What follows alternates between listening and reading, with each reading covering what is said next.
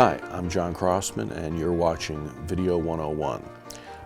Today we're going to talk a little about career path. The last video we talked about my path, having a career as a video professional.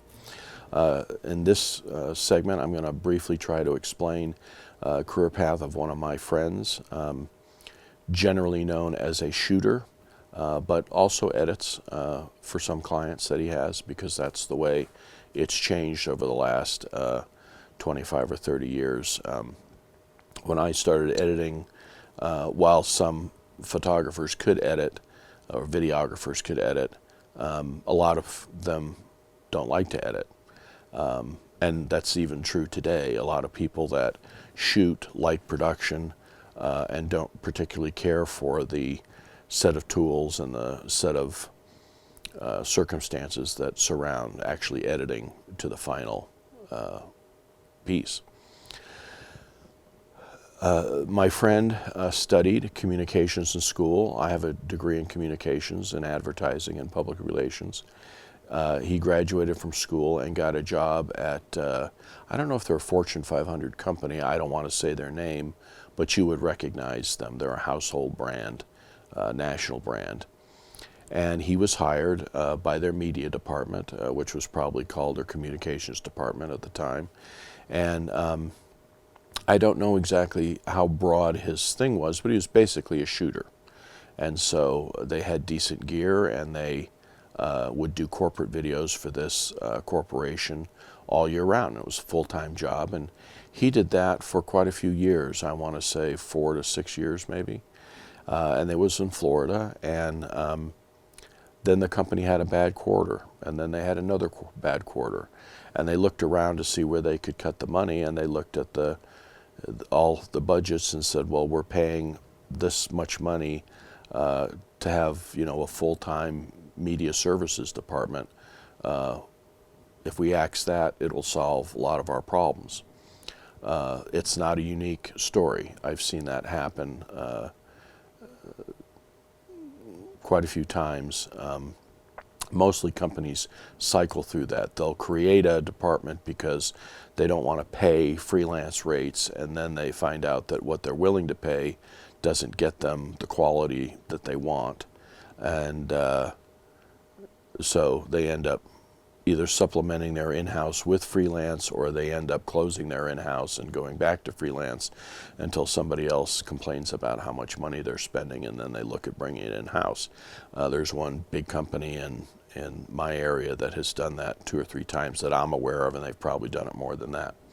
So he found himself, after having a good solid 9-to-5 job, doing something that he studied in school and really liked to do, out of work.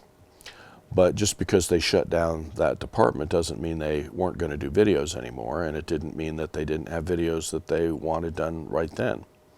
So, as I had explained in my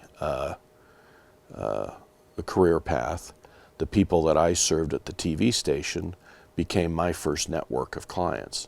Well, the same thing happened. He's a good worker. He's a talented shooter. Probably a talented editor as well, and knows how to tell a story. And so even though he lost his job, he also basically got a really big client to begin with. And so he started doing the same thing that he was doing, except as an independent contractor.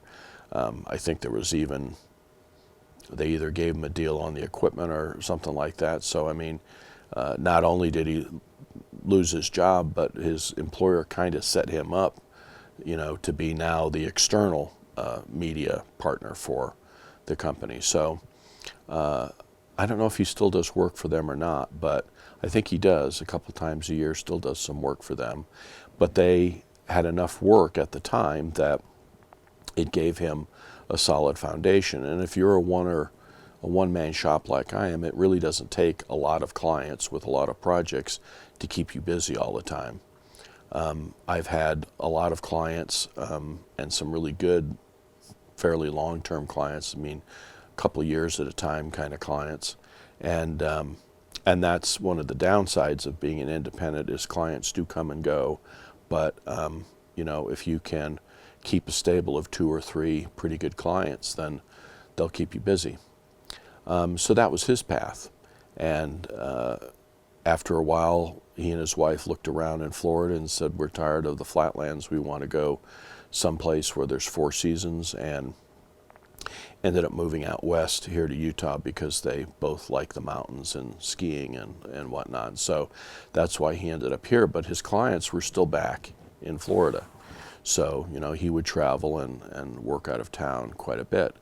And over the years, probably through those connections and people that he met working in that thing, for that company, he found other opportunities. So I know he works for NBC Sports, very specialized kind of work that he does. He's gone to the Olympics a couple of times and shot the Olympic Games for skiing events. And so he's had quite a good, well-rounded career, and raised his family and has his house, and you know, he's all set. And so that's another path that you can take, starting at a corporate level, and then again, building a network of people that you serve and that you do your job well at, whether it's as an editor, as a shooter. As I look at, you know, jobs currently, most places want somebody that can do everything. In fact, a lot of the job descriptions are kind of ridiculous, where they want someone to shoot, write, conceptualize, work with marketing, work with communications, you know, hire the talent, write the script, go out and shoot it, know how to light it, then come back and, you know how to edit, know how to do After Effects, know how to do graphics, know how to post it online, know how to do the SEO, and, you know, and then they really don't want to pay someone for all that experience if they can find someone to do it.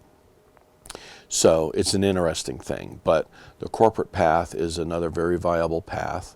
And again, you might start working for a company that does media, or that doesn't do it yet but has, you know, done some video, and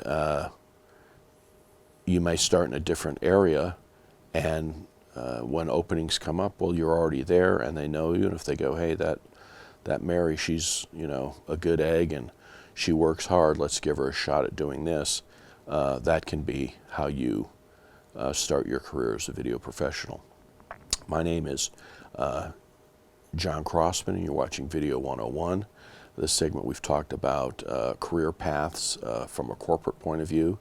In the last video that I'm planning on at the moment with career paths, I'm going to talk about what everybody will jump to a conclusion when you tell them that you do videos, and that is the infamous wedding video person.